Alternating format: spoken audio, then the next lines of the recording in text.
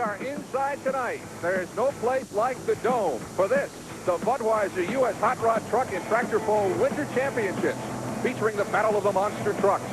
Hello, everybody. I'm Ken Broo, along with Mike Gallaway from Pontiac, Michigan tonight. We have got a phenomenal show. For the first time on this show, you're going to get a chance to see the four-wheel drive Super Modifieds, a great class of competition. Very exciting. These are big horsepower trucks, 1,500 horsepower. They've got an extended wheelbase, makes them hook to the ground a lot better, gives them a lot different approach to the four-wheel drive pulling class. The superchargers make all the difference in the world. They're very exciting. Now, if you've been with us time and again, you know that you haven't seen tractors a lot. Well, tonight we're going to have the tractors and the Super Modifieds in this building for the first time. 7,200-pound modified tractors, and that's pretty much the limitations on them. We've got some 4- and 5-motor tractors, several 3-engine tractors, twin jets, a very, very strong tractor class. Hey, listen, it wouldn't be a party without the monster trucks. We've got another battle of the monster trucks here tonight. It's going to be some heavy-duty competition once the Super Modifieds and the tractors are through. We're going to see some new monster trucks that we haven't seen in the past, and they're very exciting. They'll race down the course, make U-turns, and then attack the cars. So I think we'll see some very exciting monster truck racing. Monsters, you're not scared, are you? No, I like them. Listen, don't touch that dial. It's going to be a wild one. The Budweiser U.S. Hot Rod Truck and Tractor Pull Winter Championships, featuring the Battle of the Monster Trucks, is brought to you by Budweiser, the king of beers and proud sponsor of the 1988 U.S. Olympic team. For all you do, this Bud's for you. Back to the Silverdome here in Pontiac, Michigan, and strapping himself in and firing that one up is Troy Washkow in the Persuader. Now, Mike, let's talk about the distance and the track and the kind of surface we have here tonight. 200 foot of track, very good tacky type track. I think tonight we're going to see this track maybe get a little bit loose towards the end of the class. The guys that's got the later numbers will probably not be in as good a shape as the early numbers. Now, Troy's setting out with one Allison. Now, it's a fuel-injected, alcohol-burning Allison. He's tough. He's a very tough competitor. But he's going to be going up against some twin-engine Allisons, some triple-engine tractors, so he's really going to have to make the most of the first pass. And as you say, the early competitors could have the advantage because of the makeup of the track. It's very possible that the track that's put in dried out a little bit, made a little pass on it earlier. It looked like it was going to break up a little bit. We're just going to have to wait, maybe run 2 or 3 vehicles and get a good idea of what's going to happen. Now let's talk about the sled and the weight of the sled. How much weight is back there? Well, the basic sled weighs about 40,000 pounds. It's transferring 30,000 pounds from a rolling weight to a dragging weight.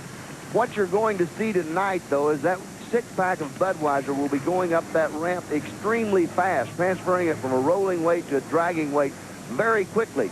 Big horsepower tractors, it's going to take a lot to stop them tonight. Rolling 6-pack, and Troy Washkow will try to be the first to pop the tops and see if he can't get it the length of this 200-foot track. This young man is a senior in high school in Iowa. Oh, my goodness. Well, he's got it fired up now, and here we go. First pull of the night.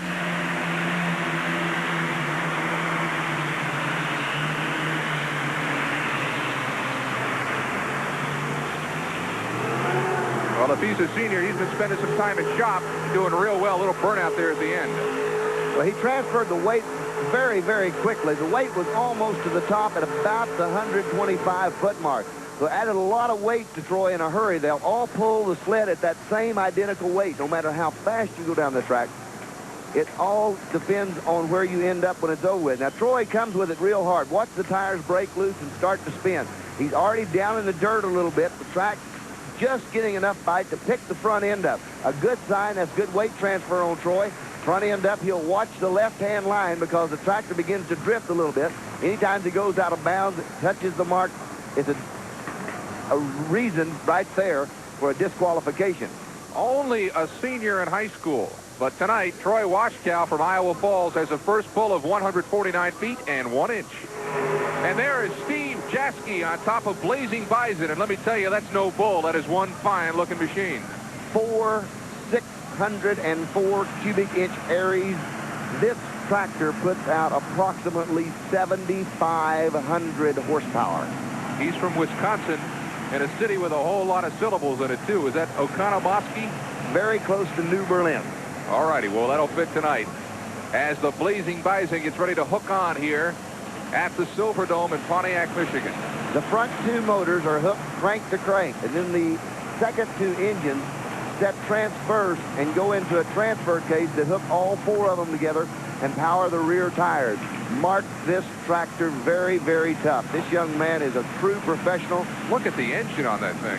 Hey, if he had wings, he'd be through the roof here, wouldn't he? There's no doubt about it. This young man at one time was a professional snowmobile racer. Is that right? Left the snowmobile racing and moved indoors to truck and tractor pulling. Well, there's a real good shot of him. Steve Jeske, who knows he has to beat at least 149 and 1 inch. That was the pull by the persuader, Troy Washkow. This is Steve Jeske hooking up and getting ready to light the candle. We should see Steve around the 200-foot mark with this pass. Now, he's pumping the brakes. That's what he's doing with both the feet. He's operating the brake. His right hand operates the throttle.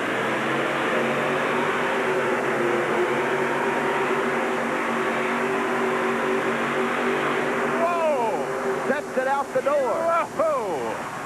A beautiful pass. The front end came up. It cocked a little bit. The torque was coming on, and I'm telling you, that is one of the picture-perfect passes. Let's take a look at it. Oh, my goodness. And I want you to watch the front tires on it when it picks the front end up. There's so much torque and momentum, it actually cocks it to the left. See how the frame twists when it picks the front end up? That's the torque and momentum of the motors.